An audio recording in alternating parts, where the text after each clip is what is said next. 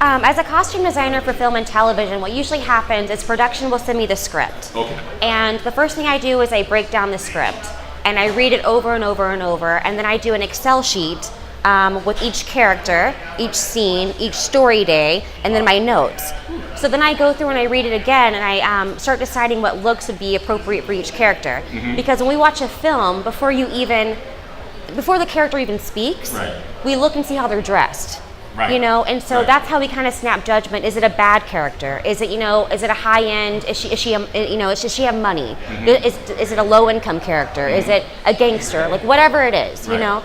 And so then I start to build my looks from there. And so it's an art to it. Then once, I break down the script and I read it over and over again, then I do an Excel breakdown, and then, I go then a color palette.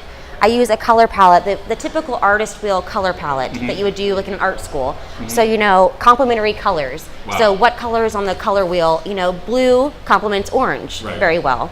Purple also complements, orange very well. So those kind of like, primary colors and whatnot.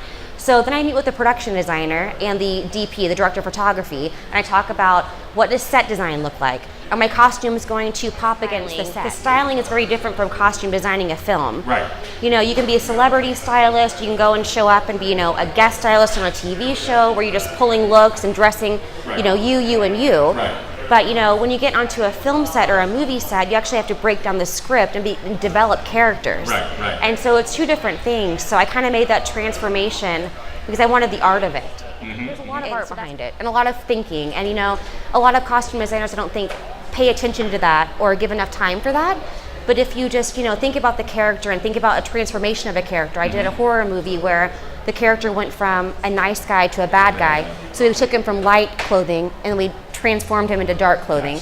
So the audience has a little bit of a subconscious relation that's like, okay, now I get it. So is that all on you? I mean, is there a staff you can have amongst that you can work with, and you guys can toss ideas around, or just normally on a set like that, just one person that doing everything, or as far as just the wardrobe part of it? No, right, and that just depends on if it's a union show or a non-union show. Okay. So a union show, of course, would have a full hierarchy of teams. Okay. The costume department, a part of the union in Atlanta is 479. So you would have the costume supervisor who does only budget, and scheduling those extra costumers for people that if there's a big background day. Okay. For a lot of extras and a lot of stuff going on set. So you would have that costume supervisor to kind of like run the department, make sure the costume designer is on budget, make sure we have enough funds to even hire those extra costumers. More logisticals, right? Then you have your costume designer who kind of comes in and is more creative and does the breakdown and says, if it's a period piece, we spend a lot of time researching, to answer your question from earlier. Yeah. I mean, weeks and weeks and weeks. I mean, then you have, your assistant costume designer. Then you have your buyer. So if I'm in the office or I'm on set, I send the buyer to go and shop for me. And I tell her exactly what I need if I can't go shop myself. And then we have a key set costumer who runs things on set. Then we have a couple costumers, set costumers, who are on set, below the key set costumer. And then we have a lot of additionals that come in and dress background on those extra days. I'm a mentor in this industry. Okay. Find somebody. I have two wonderful women. For women, it's hard. We're a minority and it's hard to find women who support women. Find a woman who supports you and that believes in you. And my two costume designer and costume supervisor mentors rode me. They rode me so hard. I mean, when I was in those union shoots, they would tell me, that background's tie is crooked. And I'd be like, but he's going to be a blur. What do you mean that? But they told me that at the end, and they said, I rode you because I see potential in you. Right. And so then, then you listen to them, and it's like, my friend Terry is my, Terry DeHaan's amazing. She's a costume supervisor at Sleepy Hollow, and she's my costume supervisor and design mentor. Okay. And she's amazing and she's lovely, and she told me, now you're ready. And now she sends jobs to me that she can't do.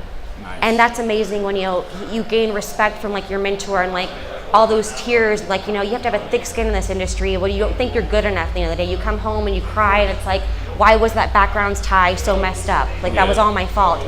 But then you get home and a year later she's sending me jobs. And that's amazing. And so find somebody who supports you, find somebody who rides you. If they ride you, they believe in you. They do. Or they wouldn't see potential, or they wouldn't care. Right. They wouldn't care at all. So that was trying, I think. Another, trial of the industry was, just getting a thick skin and just trying to be okay with criticism. And not take it. Everyone, I have a couple interns that always work with me, and I go for those women who are young, who want to get in the industry and they don't really know what to do, because that's how I was found. And I have a softer management style, which I think people respond to praise more than they respond to criticism.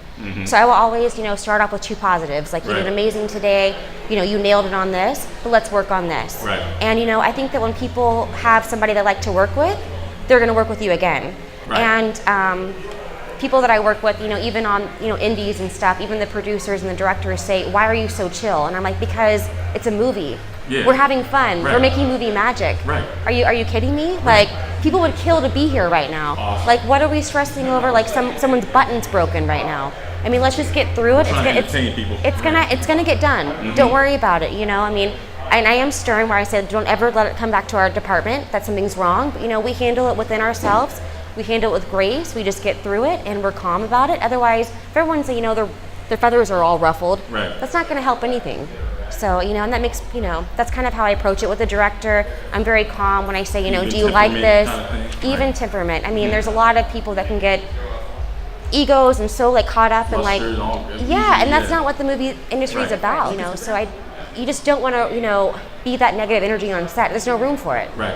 Just work well with others, show up early, stay late, be humble, be grateful, and you'll make it in this industry. There's not a lot of people like that. Anybody can go in and say they have an ego. Anybody can go in and say, I want it done this way, and this way. I'm gonna start calling the shots. Just show up and do your job. Keep getting hired. And that's it. So people work with who they want to work with.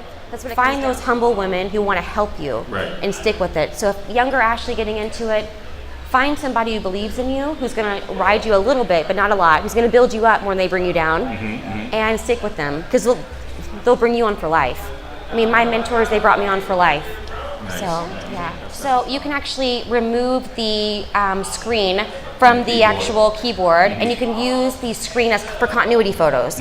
So when I'm on set, I would actually like to use the screen part and put it in a case, and actually be able to use it for continuity photos.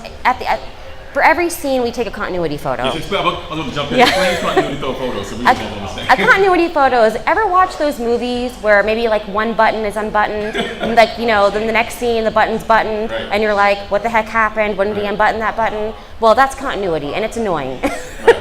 But it makes a movie. It makes a movie, and if you are detail oriented, which I kind of am, people look for that kind of stuff, and it's funny. You point it out, and it's like, that girl's hair was one way, and now the shot, her hair is behind her, for editing purposes. And the thing about films is we shoot maybe the same scene over a course of 4 to 5 days. So we come back to the same scene or the same look over and over and over again. So to be able to recreate that look, we have to have continuity photos. Also, would use this for. It's really, if you can pack it away, you can put it in your little set kit for on set, but you also carry it in your bag just for the office. And I would use it for an actual script breakdown. It has Excel on it, and I would actually open up in my email the script, download the script, and then break it down in an Excel sheet. Don't give up. I mean, I think that the dreams do happen. I mean, I'm somebody who grew up in a suburb outside of Houston, Texas, with both my parents are educators. I didn't grow up in the film industry at all. I mean, I loved movies growing up. I loved Hitchcock. I loved Stanley Kubrick. I loved Wes Anderson. I knew that I had a creative aspect to myself. I didn't really know where I fit. Don't give up. Just do it. Don't make excuses for yourself. Just, find a way to do it. I mean, if you have to save money for a year, then you move somewhere, or you save money and you start doing your own short films. Just do it. Don't make excuses can be handicapping. And, as a crutch, and everything in you, your anxieties and everything will tell you, and I say this, negative forces will tell you reasons why not to do something. Do it anyway.